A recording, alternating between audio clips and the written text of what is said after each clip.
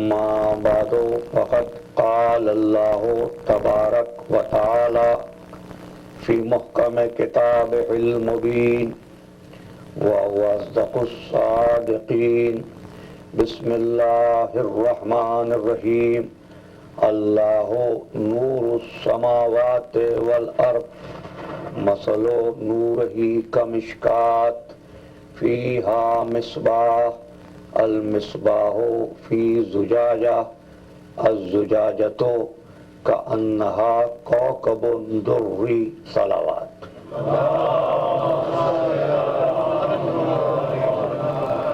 پر محمد و آل محمد بلندتر صلوات. نعرہ حیدری.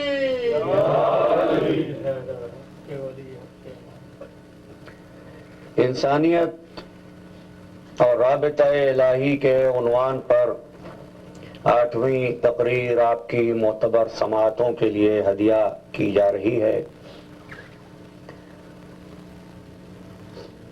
انسانیت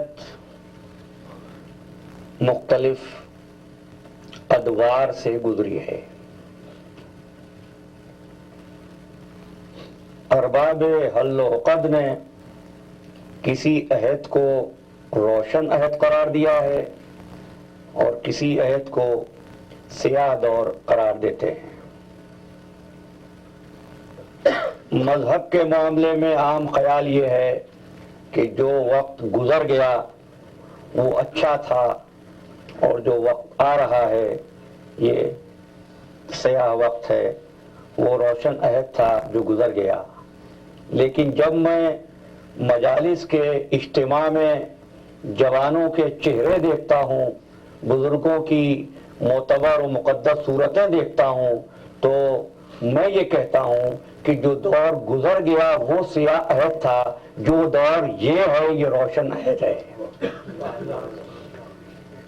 بھئی 60 ہجری اور 1429 ہجری فرق اتنا ہے کہ 60 ہجری میں رہنے والے مسلمانوں نے فرزند رسول کے چہرے کو دیکھا تھا، 1429 ہجری کے مسلمانوں نے دیکھا نہیں ہے۔ لیکن محبت کا عالم یہ ہے کہ ادھر محرم کا چاند نظر آیا، اپنا آرام چھوڑ کر ذکر حسین کے لیے چلے آئے۔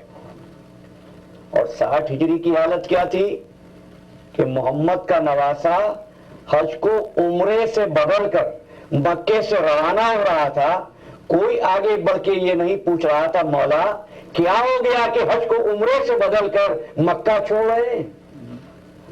بھئی مولا کسی تیز رفتار سواری پر نہیں گئے تھے، اونٹوں کے راستے گئے تھے، لیکن کوئی نہیں تھا آگے بڑھنے والا۔ آج 1400 برس گزر جانے کے بعد وہ مسلمان جس نے چہرہ حسین نہیں دیکھا، لیکن اس کی فطرت نے اس طرح اس کی پیشانی کو در حسین پر جھکا دیا ہے کہ حسین کا نام آتا ہے اور وہ کہتا ہے مولا کاش میں کربلا میں ہوتا اور تیرے کام آتا۔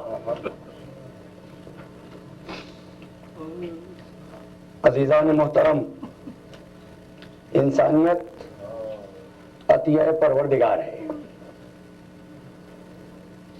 یہی گفتگو ہو رہی ہے۔ انسانیت پروردگار عالم کی عطا ہے۔ عطا میں اس لیے کہتا ہوں کہ بندوں کا کوئی حق اس پر نہیں تھا، بغیر استحقاق کے اس نے انسانیت کو وجود دیا اور انسان کو اشرف المخلوقات قرار دیا۔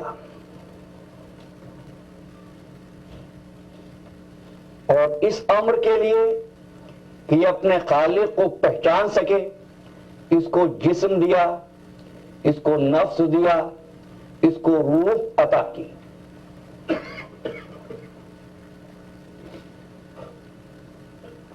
لیکن جسم و نفس و روح کے اعمال و افعال کے اظہار کے لیے اس نے اس انسان کو آرگنز بھی عطا کیے۔ اعضاء بھی دیے، ہاتھ عطا کیے، پیر عطا کیے، آنکھیں اس کو عطا کی، کان، ناک، دانت، زبان، سب کچھ اس کو عطا کیا۔ اس کے پورے قلب، اس کے پورے وجود میں اس کے دل کو، اس کے قلب کو بادشاہ بنا دیا اور دماغ کو اس کا وزیر بنا دیا۔ لیکن اہتمام قدرت یہ ہے کہ دل اگرچہ بادشاہ ہے،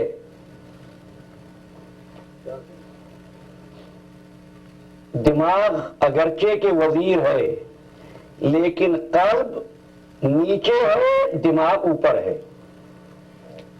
اگر آپ کے ذہنوں میں گزشتہ برس 9 محرم کی تقریر محفوظ ہو تو میں نے کہا تھا انسانی اعضاء میں،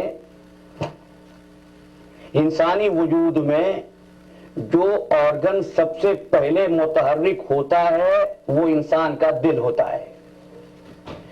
جب انسان کو موت آتی ہے تو جو آرگن سب سے آخر میں سکون میں آتا ہے، سب سے آخر میں ختم ہوتا ہے، وہ قلب ہوتا ہے۔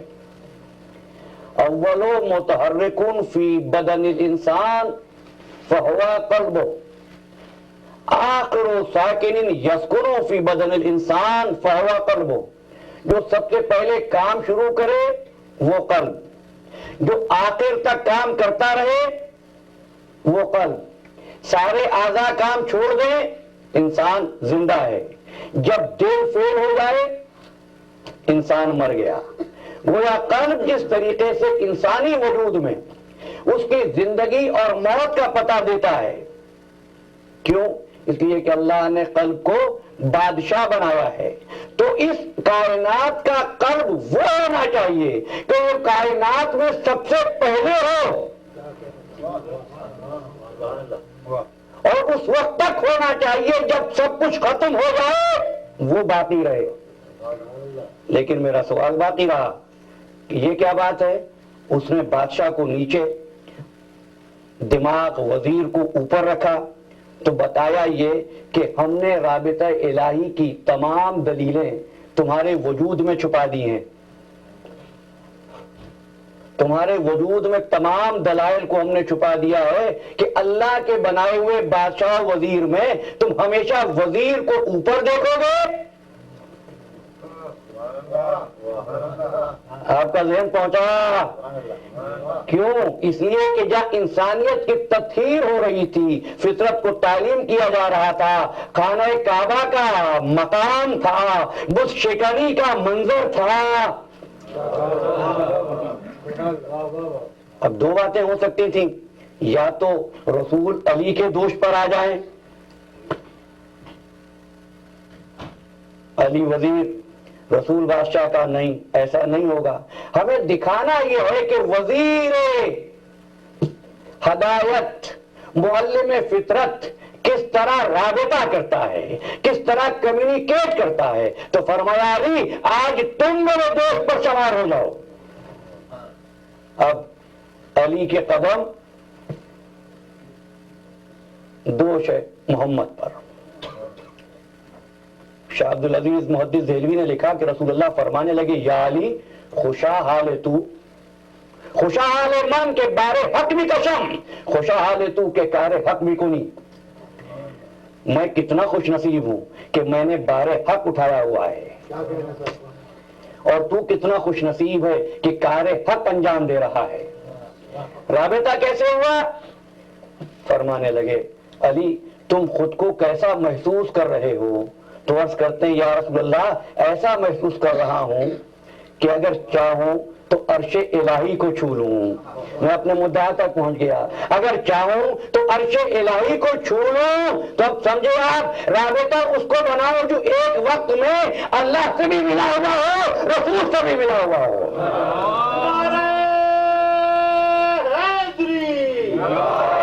محمد والے محمد بلند تر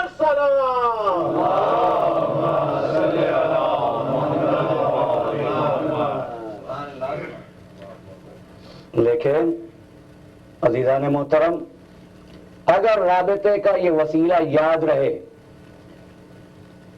بڑی اہم بات کہنے جا رہا ہوں، اگر رابطے کا یہ وسیلہ یاد رہتا تو ملت کو اپنے دین کو برحق ثابت کرنے کے لیے مغرب سے کسی سرٹیفکیٹ آف ایکسپٹنس کی ضرورت نہ ہوتی. اطلاع ملی کہ پاکستان کے شہر پشاور میں ایک امام بارگاہ میں حادثہ ہوا اور 10 عزاداران حسین شہید ہوئے.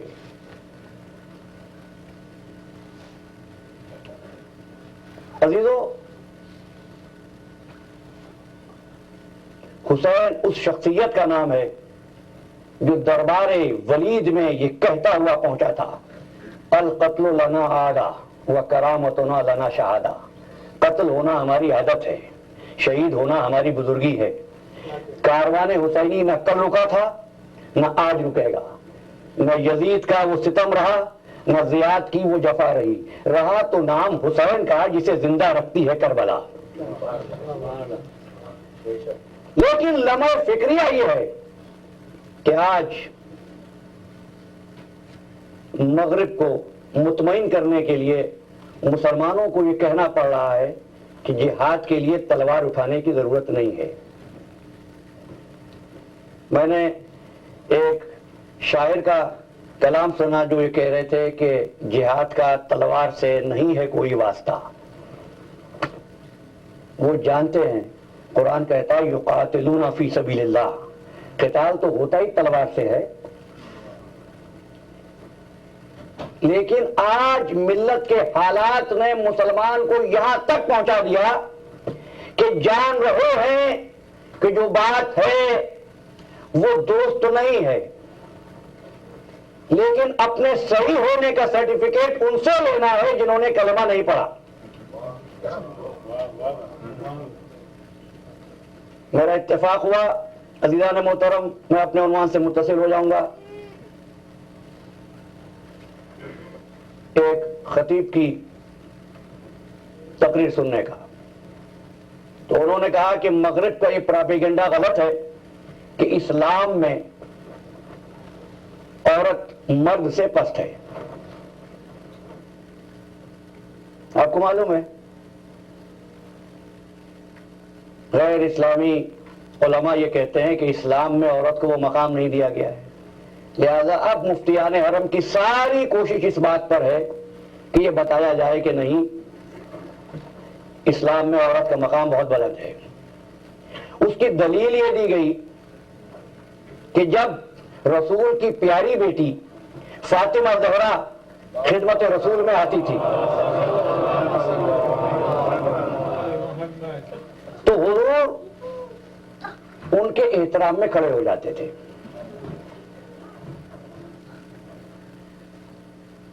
یہ دلیل دی جا رہی ہے عورتوں کے مقام پر جناب سیدہ سے سرکار دو عالم کے طرز عمل کی. بات کروں گا لیکن ایک اصلاح کر لینا، سرکار دو عالم کا کھڑے ہونا یہ عورت کا احترام نہیں تھا، سیدہ کا احترام تھا. اور مقام رسول کو سمجھ لو. انہوں نے کہا کہ یہ طریقہ غلط ہے کہ لوگ ایک دوسرے کے احترام میں، ریسپیکٹ میں، تعظیم میں کھڑے ہوتے ہیں، یہ غیر شرعی ہے. شریعت اتنا کمزور شیشہ ہے کہ بہت آسانی سے اس میں بال آ جاتا ہے.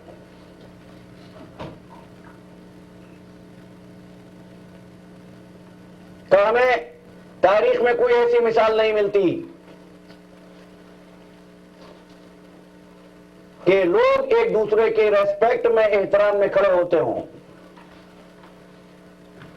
میرے پاس وقت نہیں ہے ورنہ تاریخ کی مثالوں سے ثابت کروں کہ تعظیم کرنا اور بات ہے، عبادت کرنا اور بات ہے. لیکن جہاں تک طبیعت ساتھ دے، میں نے کہا صرف ایک مثال ہے کہ اللہ کا رسول فاطمہ تو زہرا کے آنے پر اپنے مقام سے کھڑا ہو جاتا تھا.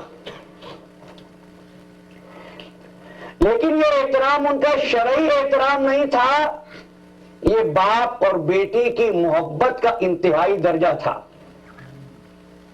قرآن کیا کہہ رہا ہے؟ وما محمد الا رسول، محمد کچھ نہیں مگر اللہ کا رسول۔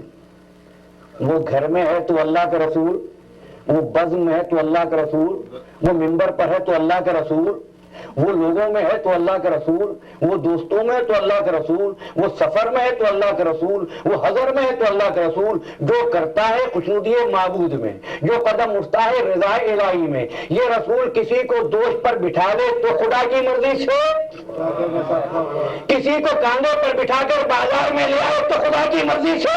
ایک جملہ کہتا ہوں، کسی کو محفل میں بلا دے تو خدا کی مرضی سے، کسی کو اٹھا دے تو خدا کی مرضی سے۔ اور محمد والے محمد بلندر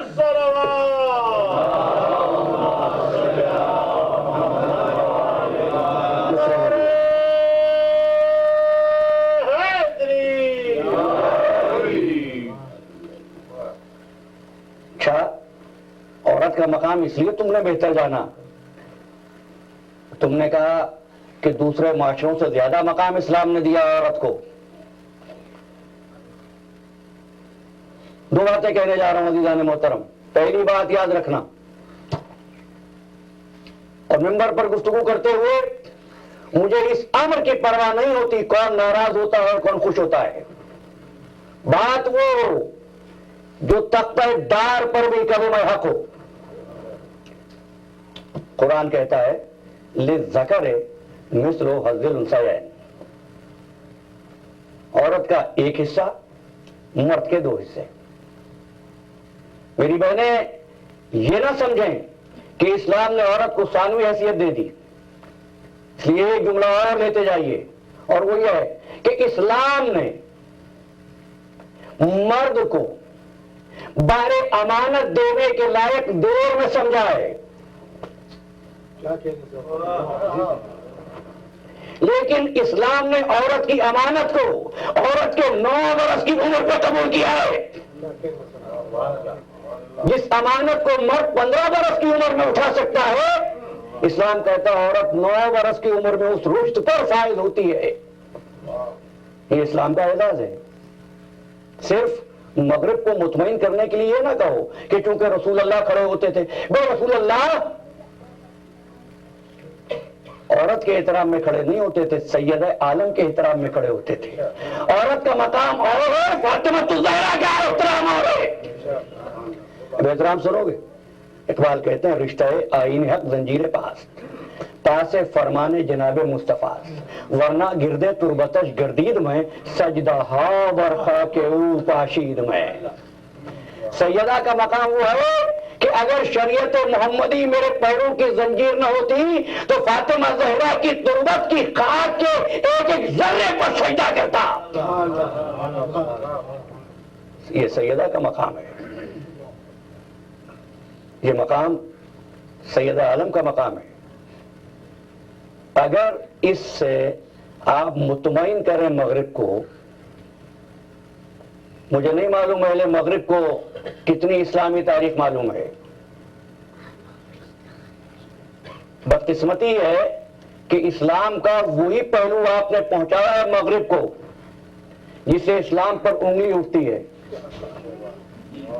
وہ پیغام کبھی پہنچایا ہی نہیں کہ جہاں یہ کہا جا رہا تھا معلم فطرت مقرر کردہ عامل کو یہ خط لکھ کے متنبع کر رہا تھا، مالک تمہارا واسطہ 2 قسم کے انسانوں سے پڑے گا، دونوں تمہارے بھائی ہیں، 2 قسم کے بھائیوں سے پڑے گا۔ ایک اس لیے تمہارے بھائی ہیں کہ ان کا اور تمہارا دین ایک ہے، دوسرا اس لیے تمہارے بھائی ہیں کہ ان کا اور تمہارا پیدا کرنے والا ایک ہے۔ کیا تم نے اسلام کا یہ پیغام دیا؟ اچھا، کیا مولا کائنات سیدہ زینب سلام اللہ علیہ کے احترام میں کھڑے ہوتے تھے؟ علماء یہ بات جانتے ہیں، اور پھر کہتا ہوں کہ رسول اللہ صلی اللہ علیہ وآلہ وسلم نے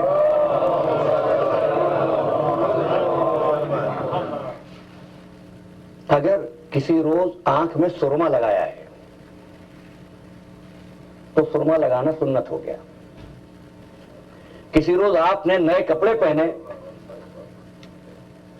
تو صلوات.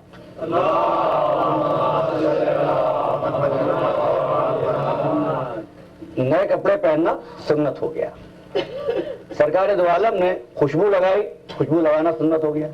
پوچھ رہا ہوں, جب رسول اللہ سید عالم کے لیے کھڑے ہوتے تھے تو ہر باپ کے لیے سنت کیوں نہیں ہوا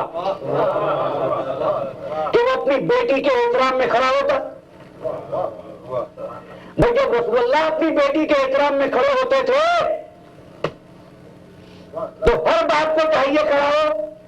نہیں, اصحاب یہ جانتے تھے, خلفائے راشدین یہ جانتے تھے, تابعین یہ جانتے تھے, تبع تابعین یہ جانتے تھے, یہ احترام عورت کا نہیں ہے, رسول کی بیٹی کا ہے, فاطمہ زہرا کا ہے. بات آپ تک پہنچ گئی؟ تو اب دوسری بات کہتا ہوں, کیا یہ اسلامی مسئلہ نہیں ہے کہ ایک مرد کی گواہی, دو عورتوں کی گواہی, ایسے ہی خواہ دوسروں سے قبولیت کا سرٹیفکیٹ لینے کے لیے مسئلہ اسلامی کو نہ بدلو. بتائیے, ایک معاملے کے گواہ دو مرد, عورتیں کتنی ہوتی ہیں گواہ؟ 4.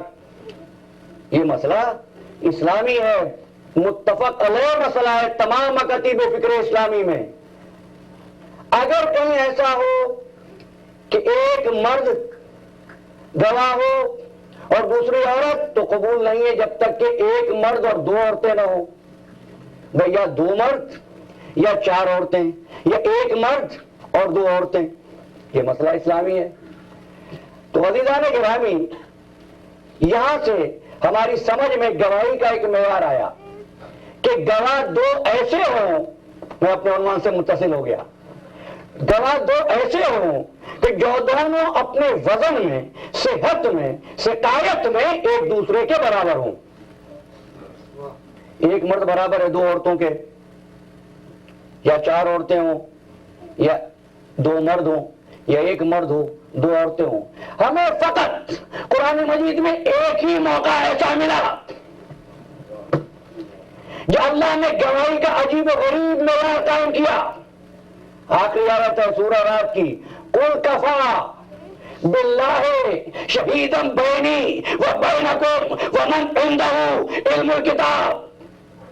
یہ پوچھ رہے رسالت کا گواہ لاؤ, ان سے کہہ دو میرے لیے یا تو اللہ گواہ یا وہ بندہ جو صاحب علم الکتاب ہے. کتنے گواہ ہوئے؟ 2. ایک اللہ اور ایک بندہ. ابھی تم نے طے کیا گواہی میں تو ایسے ڈھونڈو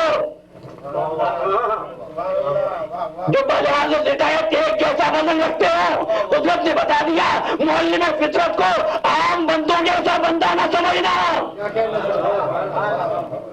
قل کفی باللہ شہیدا بینی و بینکم ومن عندہ علم الکتاب. محمد کی گواہی کے لیے 2 کافی ہیں, ایک ہمارا خدا, ایک مسیح کا خدا.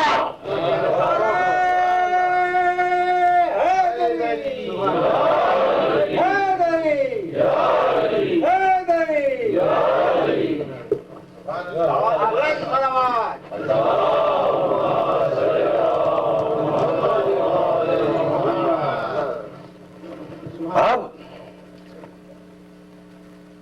صاحب یہ جہاد یاد رکھنا, جہاد کا تلوار سے واسطہ ہے. ہاں, جہاد اور چیز ہے, دہشت گردی اور چیز ہے.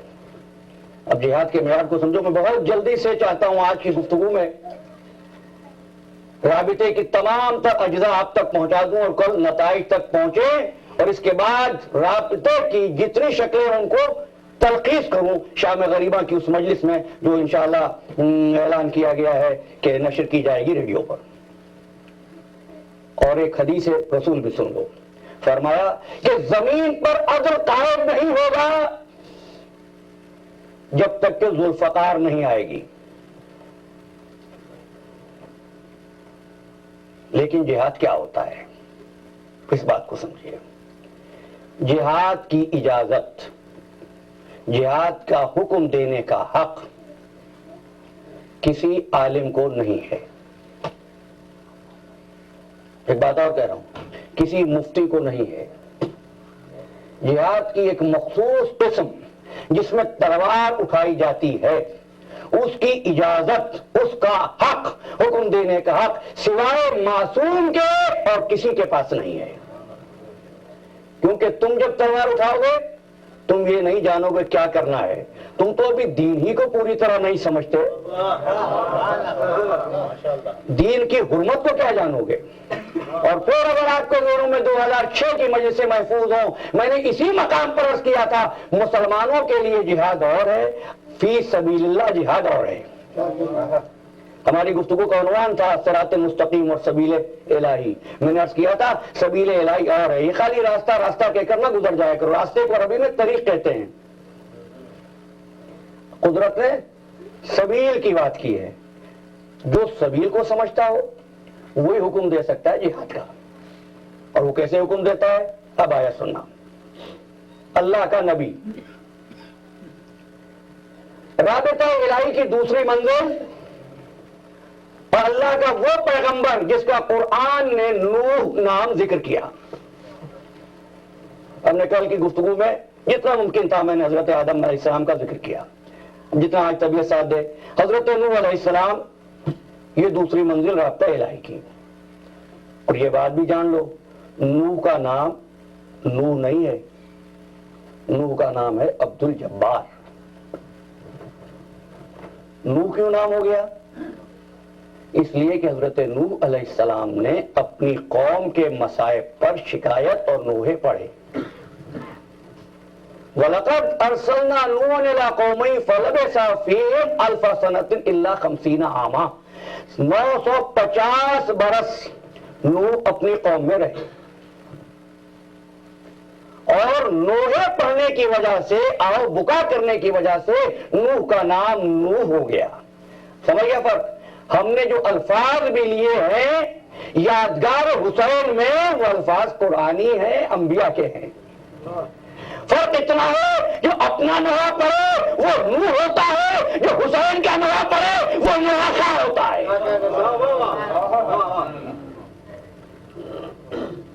کتنی عمر؟ 950 برس گزارے قوم میں وقت. قوم رائے حق پر نہیں آئی. کیا ہوا؟ اب نوح نے دعا کی. یہ تاریخ نہیں ہے، میری خطابت نہیں ہے، میرا فلسفہ نہیں ہے. ارشاد ہوا کہ نوح کہنے لگے رب لا تذر علی الارض من الکافرین دیارا. پروردگار روئے زمین پر کسی کافر کو زندہ نہ چھوڑ. میں ہاتھ جوڑ کے کہوں گا اے نبی خدا، کیا کافروں کو زندہ رہنے کا حق نہیں ہے؟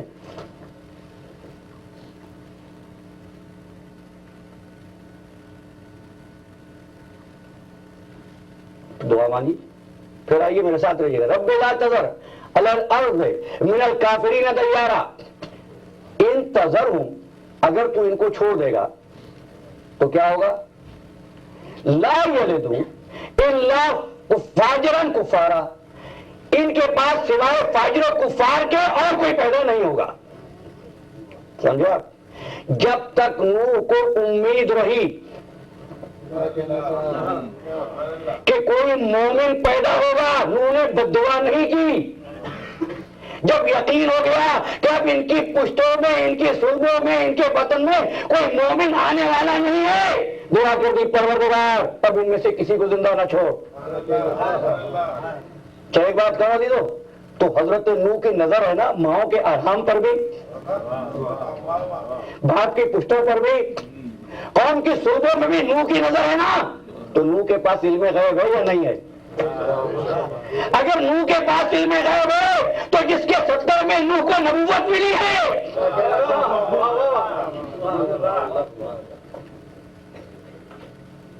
تو نوح نے، یہ فرق ہے کہ وہ کام جو عام آدمی کرتا ہے اس میں مومن بھی مارا جائے، لیکن وہ جو معصوم کے حکم سے ہو. کیوں کیوں؟ اس لیے کہ معصوم اس خالق فطرت کے اشارے پر کام کرتا ہے جہاں پر کسی ایک مجرم کی تلاش میں بستیاں برباد نہیں ہوتی۔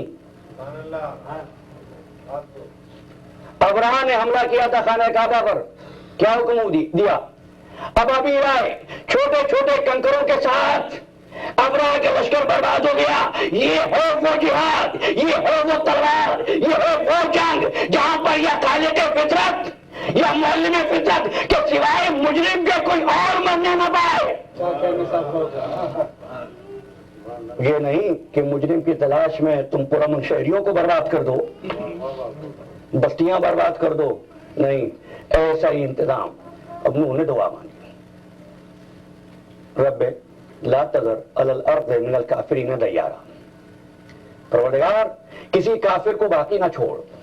ان تذرہم، اگر تو چھوڑے گا تو یہ ان کے پاس یضلوا کا ارادہ، یہ تیرے بندوں کو گمراہ کریں گے۔ یضلوا عبادہ، یضلوا عبادک، یہ تیرے بندوں کو گمراہ کریں گے۔ تو کافر ہونا جرم نہیں ہے جب تک کافر مقابلے پر نہ آ جائے، گمراہ نہ کرے۔ ہو گیا؟ اب عزیزو ایک بات اور کہہ دوں یہاں پر، جب میں نے آپ سے عرض کیا کہ جب مومن باقی نہ رہے، مومن کی پیدائش اور ولادت کی توقع نہ رہے، تو پھر وہ دعا کرتے ہیں کہ اب عذاب بھیج، اب ان کو غرق کر دے۔ جب ابراہیم خلیل خدا، دیکھیے میں کوشش یہ کر رہا ہوں کہ تمام انبیاء کے تذکرے جس حد تک ممکن ہو آج کی گفتگو میں ہو جائیں۔ حضرت ابراہیم علیہ السلام کو جب منجنیق میں رکھ کر پھینکا جا رہا تھا، کس طرف پھینکا جا رہا تھا؟ آگ میں پھینکا جا رہا تھا، تو اس وقت صفوف ملائکہ میں ہلچل مچ گئی تھی۔ کیا ہلچل مچی؟ جبریل نے کہا پروردگار ایک ہی تو تیرا بندہ ہے، ایک ہی تو تیرا بندہ ہے جو زمین پر سجدہ کرنے والا، اگر ابراہیم جل گئے۔ فرشتوں کو فکر کیا تھی؟ کیا اس سے پہلے انبیاء پہ ظلم نہیں ہوئے تھے؟ کیا اس سے پہلے نیک لوگوں کو ستایا نہیں گیا تھا؟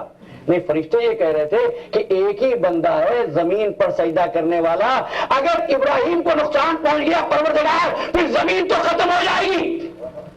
تو یاد رکھو زمین کا وجود دلیل ہے کہ ایک ذات ایسی ہے، ایک ذات ایسی ہے جس کی عبادت ساری کائنات کی نافرمانیوں سے بڑھ کر ہے۔ برائے خوشنودی امام زمانہ بلند تر سلام، نعرہ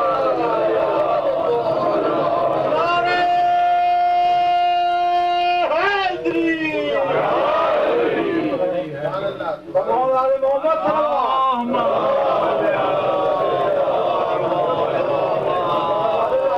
اللہم صلی علی محمد وآل محمد۔ بلند تر سلام۔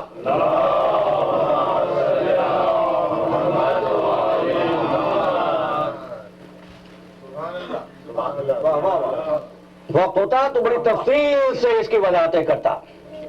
مجھ سے میرے محترم ایک سامع نے یہ سوال کیا کہ آپ نے کہا کہ ووٹنگ میں نبوت کی عالمین کی ووٹنگ ہو، تو کہتے ہیں کیا پھر آپ قبول کر لیتے مکتبہ امامیہ کے اصول کی روشنی میں ممبر کی پوری ذمہ داری کے ساتھ آپ کی خدمت میں عرض کر رہا ہوں میں قبول کروں گا، میں اس کو بھی قبول کر رہا ہوں۔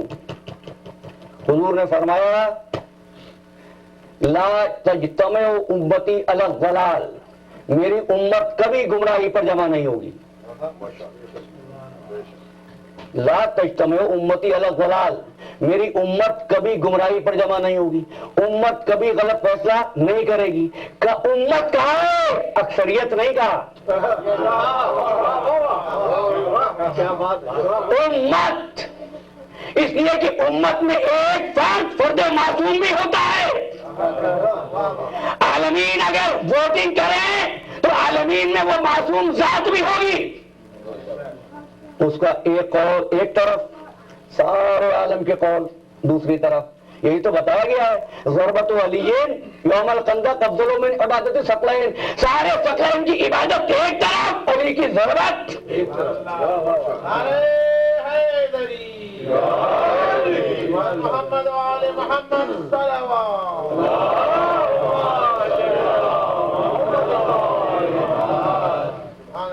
لیکن معلم فطرت رابطہ الہی تم نہ بنانا،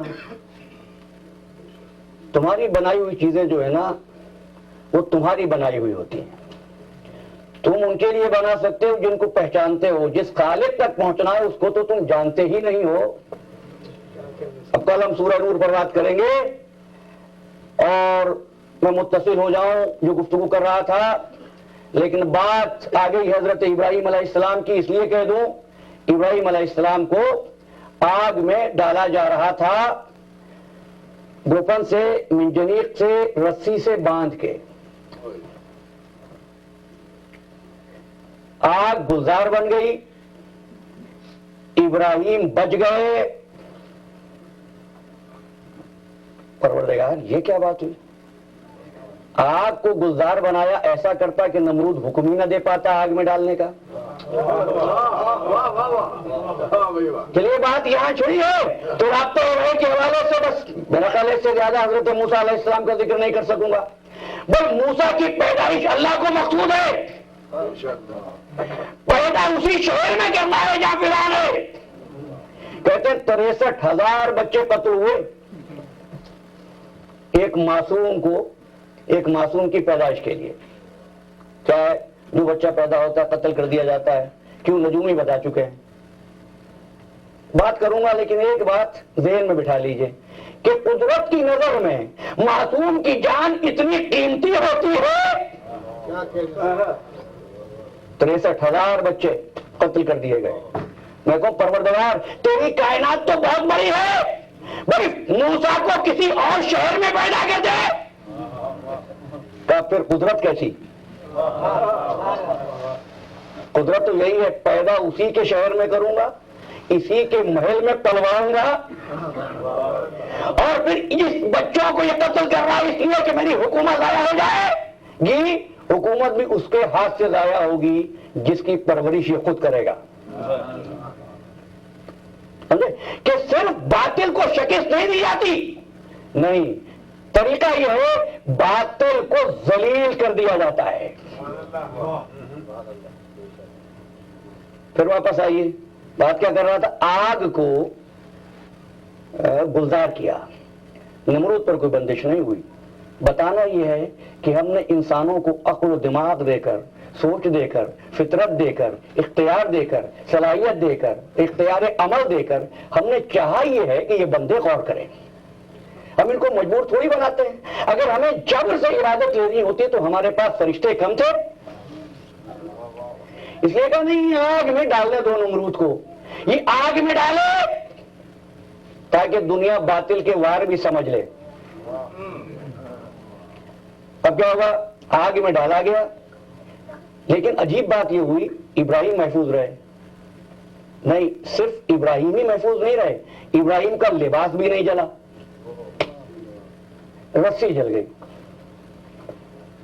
کیا فرق ہے دونوں باتوں میں؟ بے رسی بھی ابراہیم کے جسم سے مل تھی، لباس بھی جسم سے متصل تھا۔ بتایا یہ کہ انسانیت سمجھ لے، لباس نبی کا پسند کیا ہوا تھا، رسی پبلک کی بنائی ہوئی تھی۔ جس کو لوگوں نے منتخب کیا تھا وہ جل گئی، جس کو نبی نے پسند کیا تھا محفوظ رہی۔ پھر واپس آ جائیے، ہم تو حضرت نوح علیہ السلام پر بات کر رہے تھے۔ کیا کہا؟ رب لا تذر علی الارض من الکافرین دیارا، بہرحال زمین پر ایک کافر کو بھی باقی نہ چھوڑ۔ اچھا چاہتے ہو عذاب آ جائے؟ عذاب تو نہ آیا، کھجور کی گٹھلی بھیج دی گئی، نو ایسا کرو اس گٹھلی کو بو دو۔ نو نے سپرد خاک کر دی وہ گٹھلی، اس کے بعد کھجوریں نکلی۔ کھجور کی فصل کتنے عرصے میں تیار ہوتی ہے، کتنا وقت لگ جاتا ہے؟ قوم میں کیا ہو رہا تھا؟ گمراہی تھی، دعا مانگی تھی عذاب آ جائے، وہاں سے آئی گٹھلی، کھجور کی فصل کو تیار ہونے میں وقت لگا، جب کھجوریں تیار ہو گئی کیا پروردگار اب کیا حکم ہے؟ فرمایا اس کھجور کی گٹھلی کو پھر بو دو۔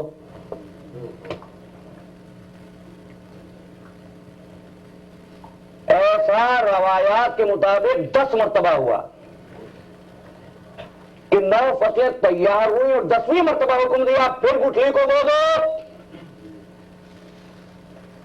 تو عزیزو، وہ جو مومن تھے نا نوح کے ساتھ، ان کو تو انہوں نے کہہ دیا تھا کہ ہم نے اب بد دعا کر دی ہے، وہ کہنے لگے عذاب نہیں آ رہا ہے، کبھی ٹھہر جاؤ ابھی گٹھلی بوئیں گے۔ تو نوح کیا پیغام دے رہے تھے؟ جب کبھی گمراہیوں میں گھر جاؤ اور حق کا انتظار کرو کہ زمین پر عدل قائم ہو تو انتظار کو عبادت بنا لو۔ یہ عادت دی، اور آخری مرتبہ پھر حکم دیا کہ اب اس لکڑی سے وَاصْنَعِ الْفُلْكَ بِأَعْيُنِنَا وَوَحْيِنَا، ہماری آنکھوں کے سامنے ہماری وحی سے کشتی تیار کرو۔ وضاحت کر دوں، ہوا یہ کہ جو مسلمانوں کی تعداد تھی نوح کے ساتھ، جو انتظار کر رہے تھے کہ اب عذاب آ جائے گا، جب عذاب نہیں آیا انہوں نے کہا نوح نبی نہیں ہے، یہ ایسے ہی ہم کو بہلانے کے لیے کہہ دیا، تو نوح کا ساتھ چھوڑ گئے۔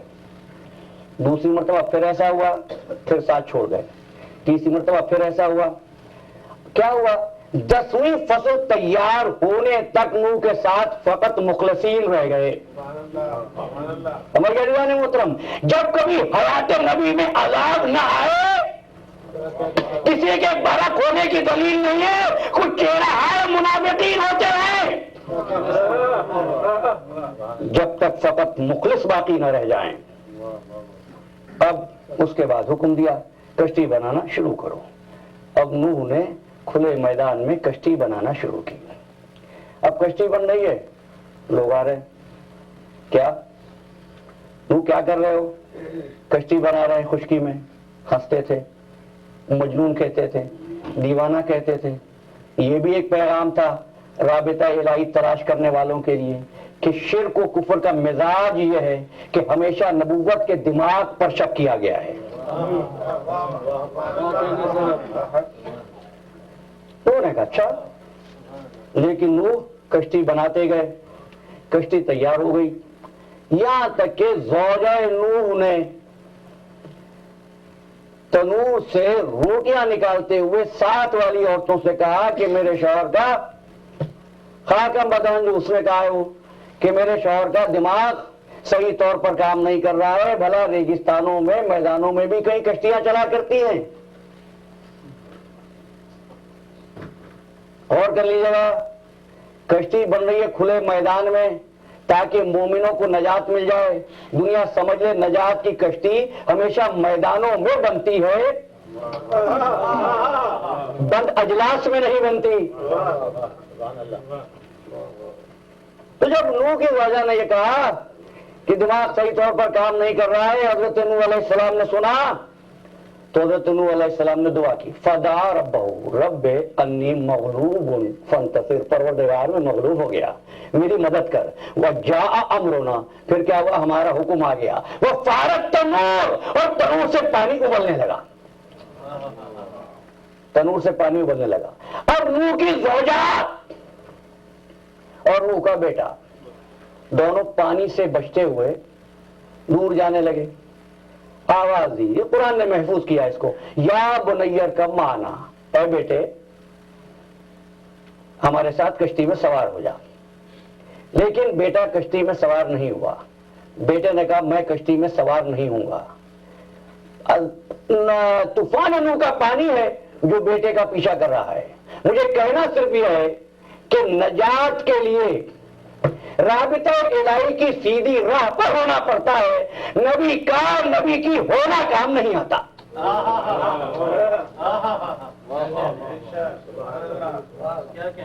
اب آواز دی، سوار ہو جا۔ ایک بات کہہ دوں، نوح نے کشتی میں مومنوں کو بٹھایا اور فرما رہے ہیں کہ بس نجات وہی پائے گا جو اس کشتی میں سوار ہوگا. نوح خود کہاں ہے؟ ایسا نہیں ہے کہ نوح کشتی سے باہر ہیں. نہیں، اصول کیسا دے رہے ہیں کہ وہی نجات پائے گا جو کشتی میں ہوگا. یعنی اگر پیغمبر بھی چاہے کہ نجات ہو تو اسے کشتی نجات میں ہونا پڑتا ہے. عزیزوں، بس یہی وجہ ہے عزیزان محترم کہ پیغمبر نے فقط چاروں کو نہیں بلکہ خود چادر میں پہلے گئے، پھر علی و فاطمہ حسن حسین کو بلایا.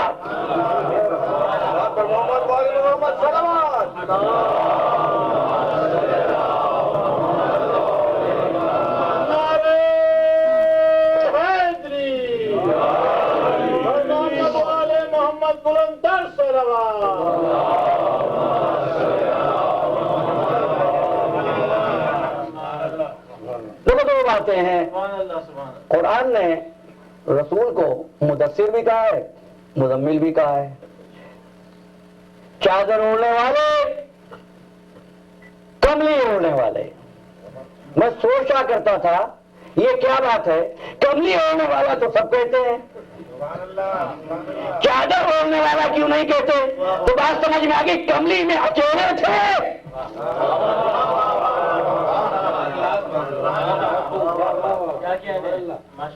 اچھا، یہ چادر کا فلسفہ ہے کیا؟ یہ اتنی اہم بات کیا ہے؟ خدا کی قسم جوانوں، یاد رکھو اس امر کو، حدیث قصہ کو اپنا شعار بناؤ. یہ معیار ہے، یہ علامت ہے مودت آل محمد کی.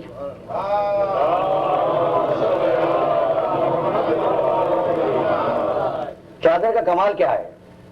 حضرت ابراہیم علیہ السلام نے جب خانہ کعبہ کی تعمیر کی تھی تو غلاف کعبہ نہیں تھا.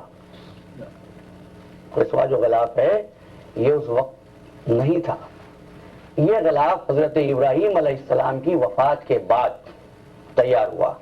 اب روایت و اختلاف میں نہیں آتا، لیکن یہ حضرت اسماعیل علیہ السلام کی حیات طیبہ میں تیار ہوا ہے، حضرت ابراہیم علیہ السلام کے اندر نہیں.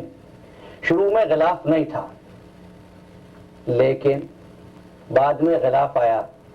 یہ غلاف کعبہ کیوں ہے؟ اس کا تاریخی پس منظر کیا ہے جانتے ہو؟ دیکھو، ایسا تھا کہ مکے میں آبادی تو تھی نہیں، فقط ایک گھر تھا جو ابراہیم و اسماعیل نے بنایا تھا. اس کے بعد کچھ لوگوں نے قریب آ کر اپنے گھر بنا لیے، کیونکہ پانی بھی نکل آیا تھا، لہذا بنو جرہم نے بھی آ کے اپنے گھر بسا لیے. اب جو آدمی سنتا تھا وہاں اللہ کا گھر ہے تو وہ آتا تھا، پوچھتا تھا کون سا گھر اللہ کا ہے، اور جب اللہ کے گھر آتا تھا طواف کرتا تھا، کچھ نذرانہ، کچھ چڑھاوا، کچھ تبرک بھی ڈال کے جاتا تھا. تو لوگوں نے یہ شروع کیا کہ کسی گھر کو کہہ دیا یہ ہے اللہ کا گھر.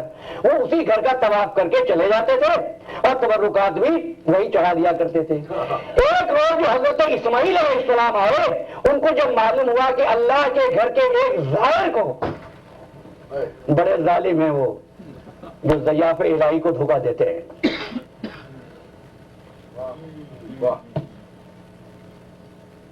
حضرت اسماعیل علیہ السلام کو بہت افسوس ہوا، تکلیف ہوئی.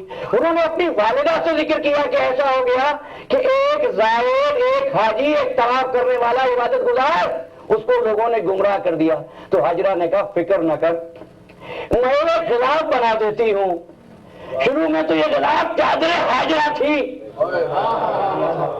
بس چادر ڈال دی کہ پہچان لو کہ دوسروں کے گھر کون سے ہیں، اللہ کا گھر کون سا ہے.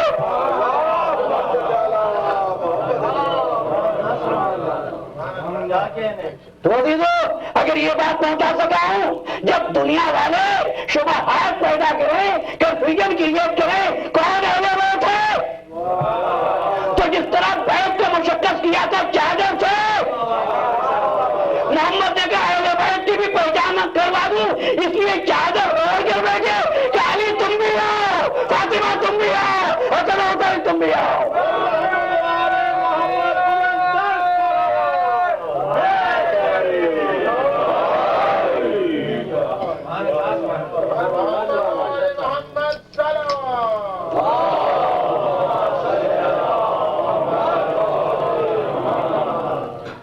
میں بہت تھکا ہوا تھا.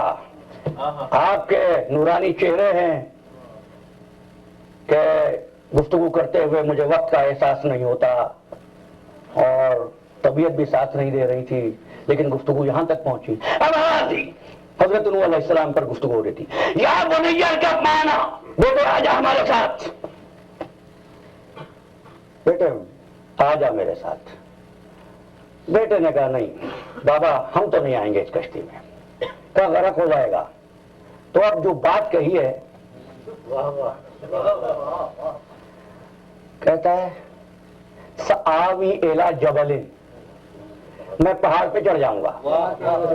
یعصمنی من الماء, مجھ کو یہ پہاڑ پانی سے بچا لے گا. تو مزاج کفر سمجھ لو کہ جب نبی سے بغاوت پر اترتا ہے تو پہاڑوں کا رخ کرتا ہے.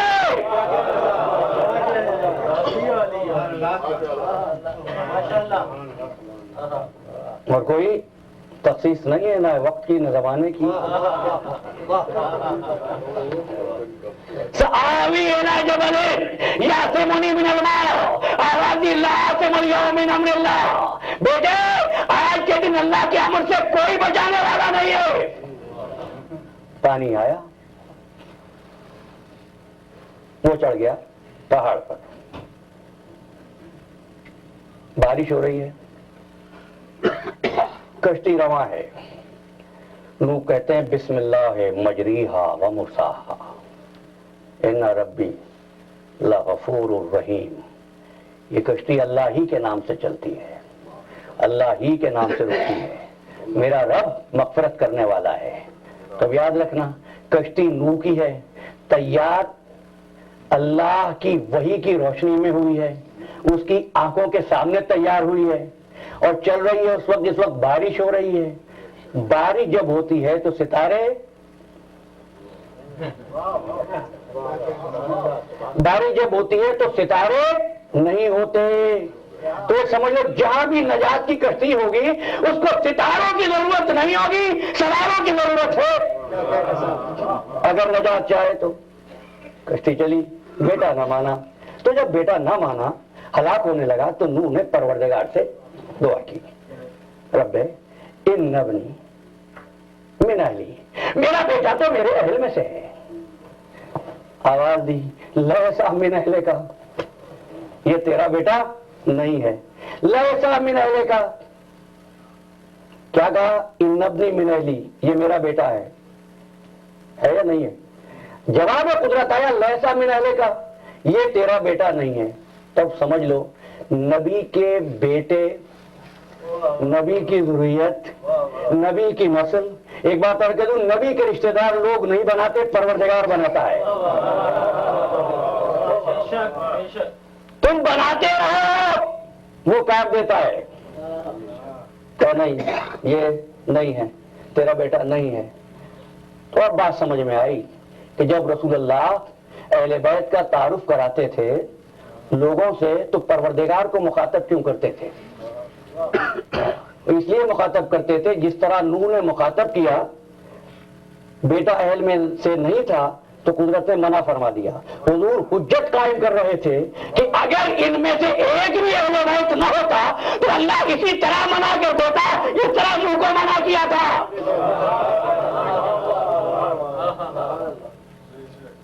پھر کیا ہوا؟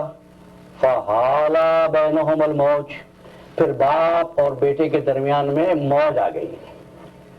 کانا من المغرقین, اور وہ ہلاک ہونے والوں میں سے ہو گیا. بس آپ کے دعا کروں, بس آخری جملہ ہے, اس بات پر ہمیشہ گفتگو رہی کہ اہل بیت کیا ہیں, اہل بیت کیا ہیں. یہ کیسے ہو سکتا ہے کہ بیوی گھر والوں میں نہ ہو؟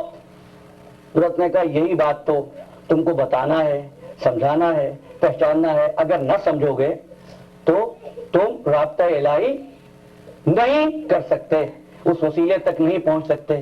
اس لیے اب چادر میں تھے اور جبریل نے پوچھا یا رب ومن تحت الکسا, چادر کے نیچے کون ہے؟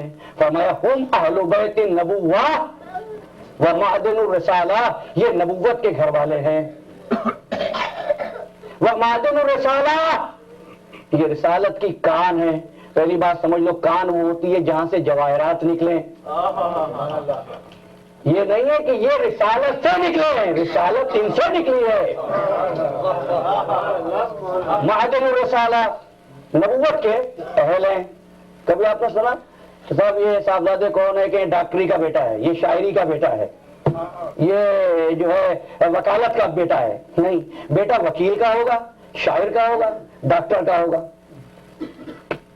یہ عجیب بات ہے, کبھی غور کیجئے گا. یہ بھی فرمایا نبی کے اہل ہیں, فرمایا اہل بیت النبوہ, یہ نبوت کے اہل ہیں. تو آج تعریف لیتے جا اہل بیت کی. اہل بیت نبی کے گھر والوں کو نہیں کہتے, نبوت فاطمہ زہرا کی نسبتوں کو کہتے ہیں.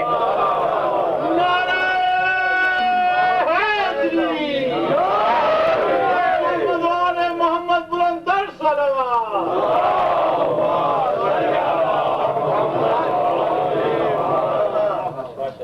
سمجھے آپ؟ حدیث قصہ اہل بیت نبوت یہ فاطمہ کی نسبت کا نام ہے, یہ فاطمہ زہرا کے احترام کا نام ہے.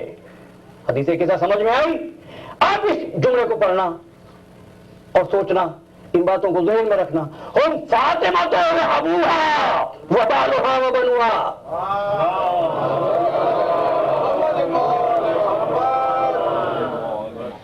فاطمہ کے لیے فخر نہیں ہے کہ رسول کی بیٹی ہے, رسول کے لیے فخر ہے کہ فاطمہ کے باپ ہے. میں کتنی گفتگو کروں اس بات پر عزیزو. مقام فاطمہ زہرا کیا ہے؟ علامہ ابن حجر مکی نے کمال کر دیا سوائق محرقہ میں جب اہل بیت کی بات کی ہے. کیا کہتے ہیں کہ مباہرے میں پنجے تن کو لے جانا کوئی ایسی غیر معمولی بات نہیں تھی.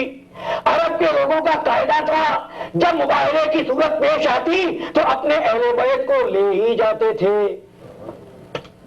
اسے کہتے ہیں عزیزان محترم, حق وہ ہے جس کو کسی دلیل کی ضرورت نہیں. حق خود کامیاب ہوتا ہے. وہ کہہ رہے ہیں اپنے اہل بیت کو لے جایا کرتے تھے, تو ایک بات ثابت ہو گئی, اگر کوئی اور بھی اہل بیت ہوتا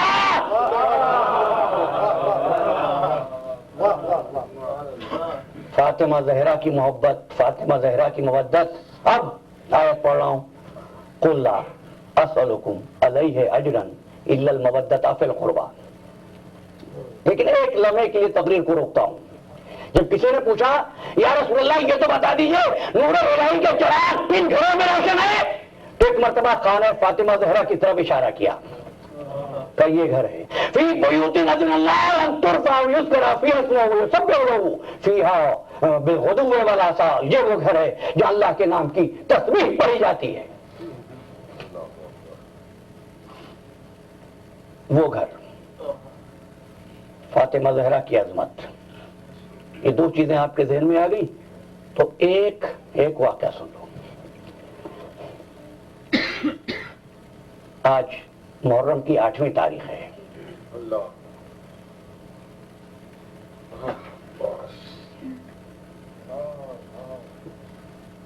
فاطمہ زہرا, میں بہت تھک گیا, لیکن معلوم نہیں زندگی رہے یا نہ رہے. آج پرسہ دینا ہے. ایک عورت نے خواب میں دیکھا کہ سیدہ عالم آئی ہیں. یہ عورت ہمیشہ قبر حسین پر جاتی تھی, قبر عباس پر نہیں جاتی تھی. یہ سوچتی ہوئی یہ تو فاطمہ زہرا کے سوتیلے بیٹے ہیں. بیوی آئی, ناراض ہیں, غضبناک ہوئی, باتی ہیں تجھے کیا ہو گیا ہے, تو میرے بیٹے کی قبر پر کیوں نہیں جاتی, تو میرے بیٹے کی قبر پر کیوں نہیں جاتی. یہ کہتی ہے بیوی میں تو آپ کے بیٹے کی قبر پر ہمیشہ جاتی ہوں. کہ نہیں تو نہیں جاتی ہے, تو میرے بیٹے کی قبر کی زیارت کیوں نہیں کرتی ہے. اس نے ہاتھ جوڑ دیے, بی بی مجھ سے کیا غلطی ہوئی, بی بی آپ کیوں ناراض ہیں, میں تو ہمیشہ حسین کی قبر پہ جاتی ہوں. تو فرمانے لگی میں حسین کے لیے نہیں اپنے بیٹے عباس کے لیے پوچھ رہی ہوں.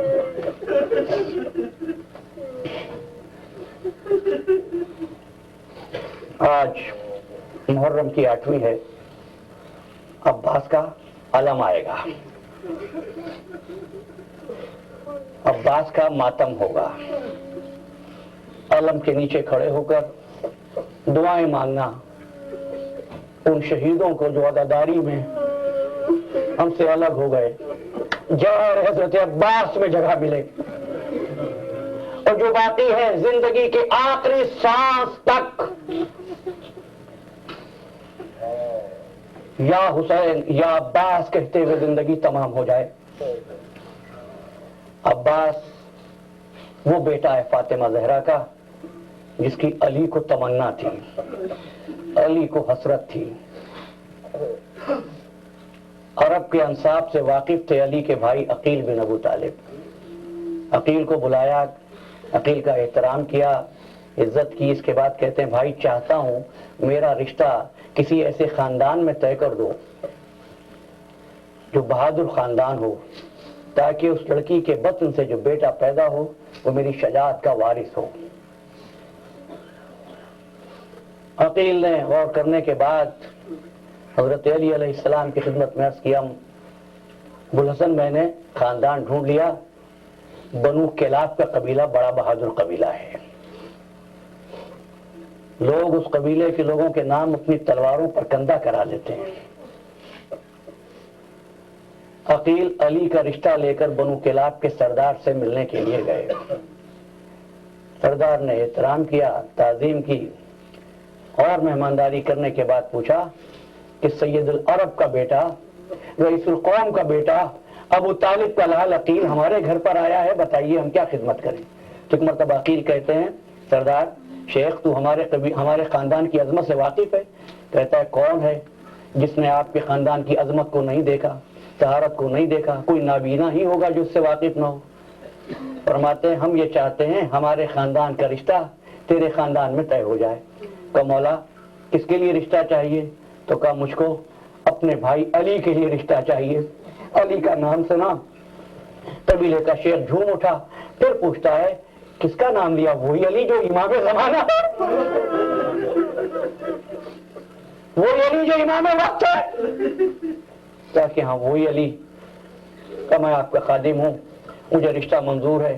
کہا نہیں شیخ یہ طریقہ اسلامی نہیں ہے، جا کر پہلے اپنی بچی سے پوچھ لو۔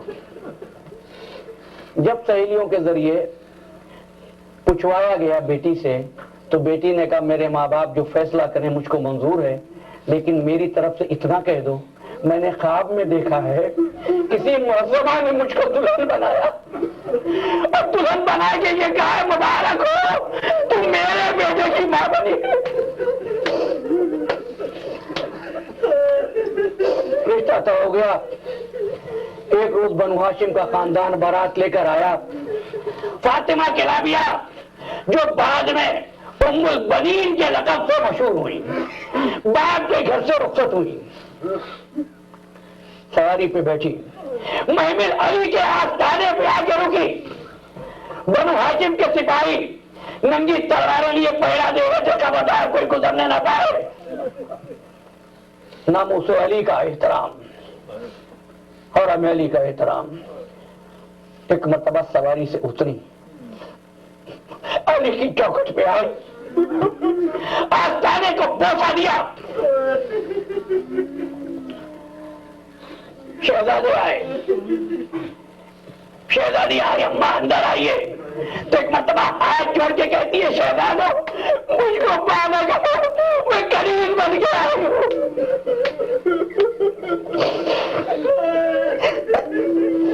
یہ گھر فاطمہ زہرا کا گھر ہے، میں تمہاری قریب ہوں۔ ام البنین نے ہمیشہ خود کو قریب فاطمہ کہا۔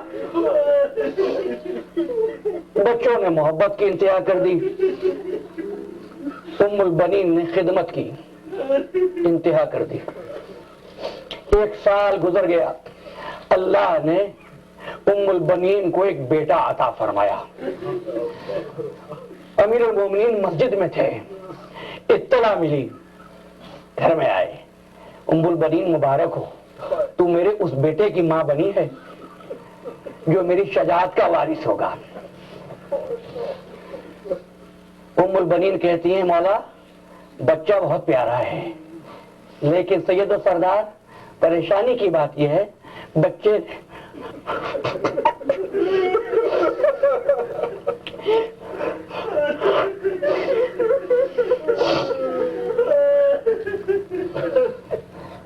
نے ابھی تک آنکھ نہیں کھولی. کہا ام البنین میرا بیٹا ہے نا، میرا بیٹا جو ہے. ایک مرتبہ آواز دی حسین ذرا قریب آؤ، حسین ذرا بھائی کو گود میں لے لو. حسین نے عباس کو گود میں لیا، بچے نے آنکھیں کھول دی، ہاتھ پھیلا دیے. میں کہوں گا مطلب یہ تھا مولا آنکھ تو کھل جائے گی، آنکھ تو کھلتی رہے گی، مولا ہاتھوں کا نذرانہ ابھی سے قبول کرو. حسینی نے اذان کہی ہے عباس کے کان میں، حسینی نے اقامت کہی ہے. مولا فرمانے لگے حسین تم نے بھائی کا کوئی نام رکھا، کوئی نام سوچا؟ تو ایک مرتبہ عباس کی طرف دیکھا، جملہ یاد رکھنا میرے مولا کا مظلوم کربلا کا. ایک مرتبہ عباس کی طرف دیکھا، فرمانے لگے مولا بابا دیکھیے کیسے بڑے بڑے بازو ہیں، بابا یہ تو عباس ہے.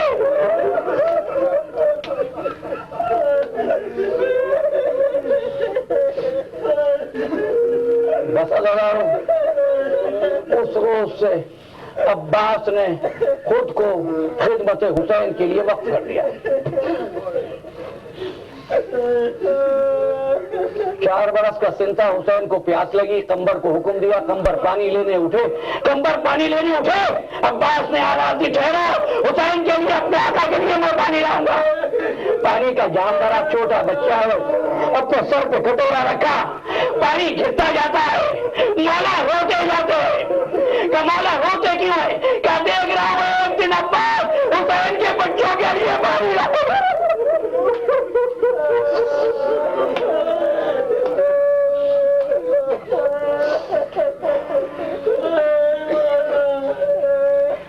حسین خط لکھے تو کاتب عباس، حسین سفر کریں تو منتظم عباس، حسین کی قوت بازو عباس، زینب کی چادر کا محافظ عباس، سکینہ کی امیدوں کا مرکز عباس.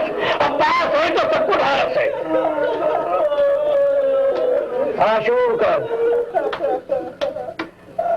عاشور کی رات زہیر بن قیل عباس سے کہنے لگے عباس تم کو یاد ہے تمہاری والدہ سے جناب امیر نے عقد کرتے ہوئے کیا کہا تھا؟ کیا بات ہے بتاؤ؟ کیا یاد نہیں؟ ذرا خیمے کے پیچھے چلو. ایک مرتبہ ہاتھ پکڑا عباس کا، خیمے کے پیچھے لے گئے، ریاض المصائب سے پڑھا ہوں، اور جا کے کہنے لگے شہزادے مولا نے کہا تھا اس لڑکی کے بطن سے جو بیٹا پیدا ہوگا وہ میرے شجاعت کا وارث ہوگا. عباس اپنی شجاعت دکھا دینا. ایک مرتبہ جوش آیا، انگڑائی لی، فرمان لگا تو سنجے ہونی یاد ہے، مجھ کو جوش دلا رہے ہو، میرے آقا سے اجازت دلوا دو، اگر صبح ہونے سے پہلے کوفے کے رنگ ہمارے پر حسینی عالم نہ لگا دوں تو علی کا بیٹا نہ کرنا. بس عباس نے اتنے بلند آواز سے یہ بات کہی کہ حسین نے سن لی. آواز دی کس نے میرے شیر کو جواب دلا دیا؟ عباس کو سینے سے لگا لیا، پیشانی چومی. رات گزر گئی، اگلا دن آیا، صبح سے عصر تک لاشیں آتی رہیں. عباس بار بار آتے، مولا مجھ کو اجازت دیجئے. حسین فرماتے عباس تم تو میرے لشکر کے علمدار ہو. جواب ملا تو ایک مرتبہ عباس کہنے لگے آقا وہ لشکر ہی نہیں رہا جس کا میں علمدار ہوا تھا. پھر کچھ سوچا، فرمانے لگے عباس قریب آؤ. عباس قریب ہوئے کہ عباس ایسا کرو اگر ہو سکے، آخر میرے غازی کو جنگ کی اجازت نہیں ملی تھی. حسین فرمانے لگے عباس ایسا کرو جا کر میرے بچوں کے لیے پانی کی سبیل کرو. یہ لفظ سبیل پانی کے لیے پہلی مرتبہ نواب امام بنایا جب عباس کو بھیجنے لگے. عباس نے سنا, خوش ہو گئے, خیمے میں آئے. سکینہ, سکینہ بیوی, امو کیا بات ہے, بہت پیاسی ہو, کمو بہت پیاسی ہوں. ایک مرتبہ بھتیجی کی پیشانی کو چنا, فرمانے لگے سکینہ گھبراؤ نہیں, میں پانی لینے جا رہا ہوں. پانی کی مشق لی. بھائی کا عالم. عباس گھوڑے پر سوار ہوئے, عباس پانی لینے چلے. اب جو بچے رو رہے تھے نا, ننھی سکینہ ان کے پاس آ کے کہنے لگی, بچوں کیوں روتے ہو, میرا چچا تھوڑی دیر میں پانی لے آؤ. شیر خدا کے شیر گھوڑے کو فرات تک پہنچا, لشکر بھاگ گیا, فرات پہ قبضہ ہو گیا. ایک مرتبہ گھوڑے کو دریا میں ڈال دیا, اب تو وفادار پانی پی لے. گھوڑے نے ایک مرتبہ پانی کے قریب منہ لے جا کر اٹھا لیا, آگا کی طرف دیکھا, میں کیسے پانی پیوں, میرا راستہ جاتا ہے. کربلا میں انسان حیوان بن گیا, حیوان انسان بن گیا. ایک مرتبہ چلو میں پانی لیا. اس کے بعد یہ کہہ کر عباس نے پھینک دیا, ابھی میری سکینہ پیاسی ہے. مشق کو پانی سے بھرا. عباس خیمے کی طرف چلے, بھاگا وہ لشکر واپس آیا. عباس پڑھنے شروع ہوئے, کسی شتی نے وار کیا, میرے غازی کا دانا بازو کٹ گیا. عباس آگے بڑھے, وار ہوا, بایاں بازو بھی قطع ہو گیا. سوچا کرتا تھا جس کو علی نے فن حرب سکھایا ہو, یہ کیسے ہوا, کسی نے حملہ کر دیا. لیکن بات سمجھ میں آ گئی, جب عباس مشق لے کر چلے تو پوری توجہ پانی کی طرف تھی. گھوڑے پر بلند ہو کر دیکھتے تھے, خیمے کتنی دور ہو گئے, میری سکینہ کتنی دور ہو گئی. ادھر سکینہ بچوں کو جمع کر کے علم کا راستہ دیکھتے گئی تھی, بچوں بس میرا چچا